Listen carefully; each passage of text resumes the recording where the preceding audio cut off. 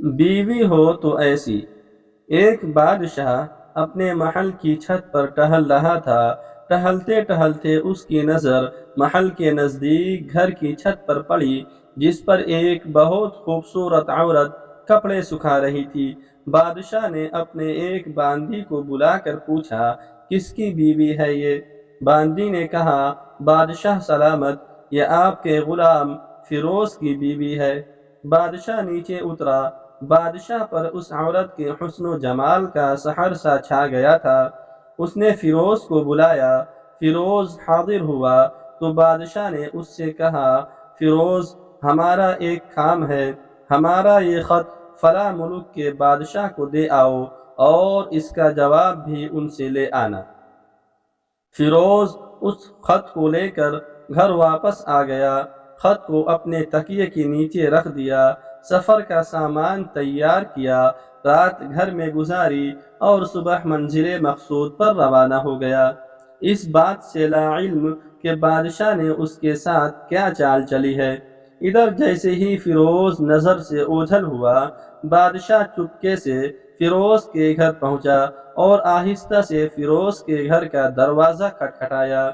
فیروز کی بیوی نے کہا، کون ہے؟ بادشاہ نے کہا، میں بادشاہ ہوں، تمہارے شوہر کا مالک۔ تو اس نے دروازہ کھولا۔ بادشاہ اندر آ کر بیٹھ گیا۔ فیروز کی بیوی نے حیران ہو کر کہا، آج بادشاہ سلامت ہمارے غریب خانے میں؟ بادشاہ نے کہا، میں یہاں مہمان بن کر آیا ہوں۔ فیروز کی بیوی نے بادشاہ کا مطلب سمجھ کر کہا، میں اللہ کی پناہ چاہتی ہوں آپ کے اس طرح آنے سے، جس میں مجھے کوئی خیر نظر نہیں آ رہی۔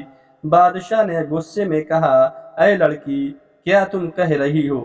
شاید تم نے مجھے پہچانا نہیں۔ بادشاہ ہوں، تمہارے شوہر کا مالک۔ فیروز کی بیوی نے کہا، بادشاہ سلامت، میں جانتی ہوں کہ آپ ہی بادشاہ ہیں، لیکن بزرگ کہہ گئے ہیں، شیر کو اگرچہ جتنی ہی بھوک لگی ہو، وہ مردار تو نہیں کھانا شروع کر دیتا۔ اور کہا، بادشاہ سلامت، تم اس کٹورے میں پانی پینے آئے ہو جس میں تمہارے کتے نے پانی پیا ہے۔ بادشاہ اس عورت کی باتوں سے بڑا شرمسار ہوا اور اس کو چھوڑ کر واپس چلا گیا، لیکن اپنے چپل وہیں بھول گیا۔ یہ سب تو بادشاہ کی طرف سے ہوا۔ اب فیروز کو آدھے راستے میں یاد آیا کہ جو خط بادشاہ نے اسے دیا تھا وہ تو گھر پر ہی چھوڑ آیا ہے۔ اس نے گھوڑے کو تیزی سے واپس موڑا اور اپنے گھر کی طرف لپکا۔ فیروز اپنے گھر پہنچا تو تکیے کے نیچے سے خط نکالتے وقت اس کی نظر پلنگ کے نیچے پڑے بادشاہ کے نعلین چپل پر پڑی جو وہ جلدی میں بھول گیا تھا۔ فیروز کا سر چکرا کر رہ گیا اور وہ سمجھ گیا کہ بادشاہ نے اسے سفر پر صرف اس لیے بھیجا تاکہ وہ اپنا مطلب پورا کر لے۔ فیروز کسی کو کچھ بتائے بغیر چپ چاپ گھر سے نکلا۔ خط لے کر وہ چل پڑا اور کام ختم کرنے کے بعد بادشاہ کے پاس واپس آیا تو بادشاہ نے اسے انعام کے طور پر 100 دینار دیے۔ فیروز دینار لے کر بازار گیا اور عورتوں کے استعمال کے قیمتی کپڑے اور کچھ تحائف بھی خرید لیے۔ گھر پہنچ کر بیوی کو سلام کیا اور کہا، چلو تمہارے میکے چلتے ہیں۔ بیوی نے پوچھا، یہ کیا ہے؟ کہا، بادشاہ نے انعام دیا ہے اور میں چاہتا ہوں کہ تم یہ پہن کر اپنے گھر والوں کو بھی دکھاؤ۔ بیوی، جیسے آپ چاہیں۔ بیوی تیار ہوئی اور اپنے والدین کے گھر اپنے شوہر کے ساتھ روانہ ہوئے۔ داماد اور بیٹی اور ان کے لائے گئے تحائف کو دیکھ کر وہ لوگ بہت خوش ہوئے۔ فیروز بیوی کو چھوڑ کر واپس آ گیا۔ 1 مہینہ گزرنے کے باوجود نہ بیوی کا پوچھا اور نہ اس کو واپس بلایا۔ پھر کچھ دن بعد اس کے سالے ان سے ملنے آئے اور ان سے کہا، آپ ہمیں اپنی بہن سے غصے اور ناراضگی کی وجہ بتائیں یا پھر ہم آپ کو قاضی کے سامنے پیش کریں گے۔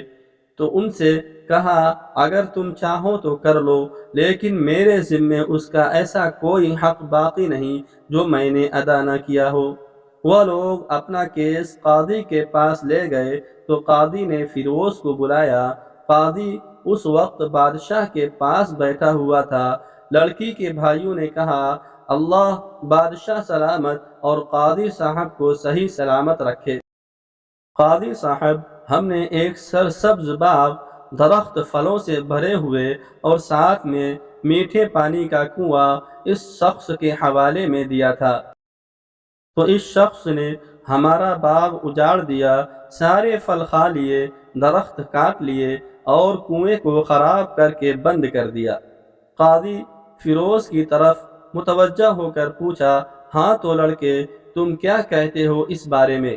فیروز نے کہا، قاضی صاحب، جو باغ مجھے دیا گیا تھا وہ اس سے بہتر حالت میں نے اسے واپس کیا ہے۔ قاضی نے پوچھا، کیا اس نے باغ تمہارے حوالے ویسے ہی حالت میں واپس کیا ہے جیسے پہلے تھا؟ انہوں نے کہا، ہاں، ویسے ہی حالت میں واپس کیا ہے، لیکن ہم ان سے باغ واپس کرنے کی وجہ جاننا چاہتے ہیں۔ قاضی نے کہا، ہاں فیروز، تم اس بارے میں کیا کہنا چاہتے ہو؟ فیروز نے کہا، قاضی صاحب، میں باغ کسی بغض یا نفرت کی وجہ سے نہیں چھوڑا، بلکہ اس لیے چھوڑا کہ ایک دن جب میں باغ میں آیا تو اس میں نے شیر کے پنجوں کے نشان دیکھے، تو مجھے خوف ہوا کہ شیر مجھے کھا جائے گا، اس لیے شیر کے اکرام کی وجہ سے میں نے باغ میں جانا بند کر دیا۔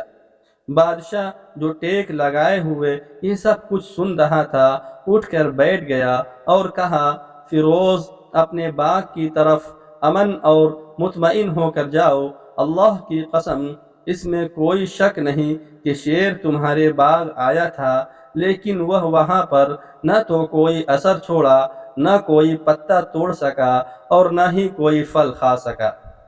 وہ وہاں پر تھوڑی دیر رہا اور مایوس ہو کر لوٹ گیا، اور خدا کی قسم، میں نے کبھی تمہارے جیسے باغ کے گرد لگے مضبوط دیواریں نہیں دیکھی۔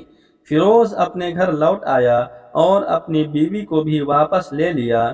نہ تو قاضی صاحب کو پتہ چلا اور نہ ہی کسی اور کو کہ ماجرا کیا ہے۔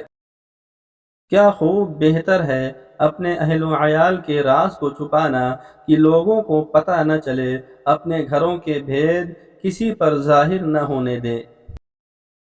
آپ کو یہ ویڈیو کیسی لگی کمنٹ میں ضرور بتائیں، لائک کریں، شیئر کریں۔ اگر آپ ایسی ویڈیو سننا پسند کرتے ہیں تو پلیز میرے چینل کو بھی سبسکرائب کریں۔